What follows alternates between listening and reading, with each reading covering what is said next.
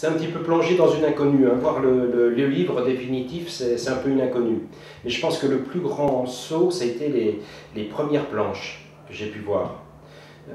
C'était assez dérangeant parce qu'on retrouve exactement certaines de ces attitudes comme si on avait le reflet d'une glace. Alors effectivement, dans le bon côté comme dans le mauvais côté. Alors on essaye toujours d'embellir les choses, et puis Étienne a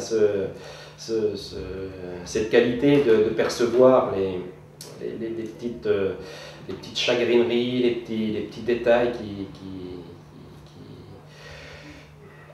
qui nous gênent dans la vie, et ça rend justement toute la valeur à la BD, quoi. Dans ce livre-là, comme dans certains autres que j'ai fait dans cette veine-là, je me heurte à ce problème-là, qui est que je dois me dessiner, je dois me mettre en scène dans le livre.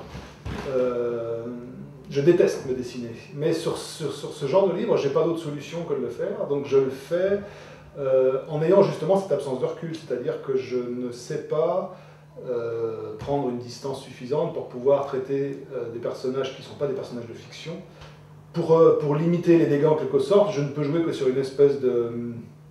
non pas d'objectivité, au contraire, ce sont des livres absolument subjectifs, mais une espèce d'honnêteté, c'est-à-dire que je ne cherche pas à dissimuler les choses telles qu'elles arrivent. Donc les erreurs que j'ai pu faire pendant ce livre, les erreurs que Richard a fait, ou en tout cas les désaccords qu'on a pu avoir, etc., sont dans le livre.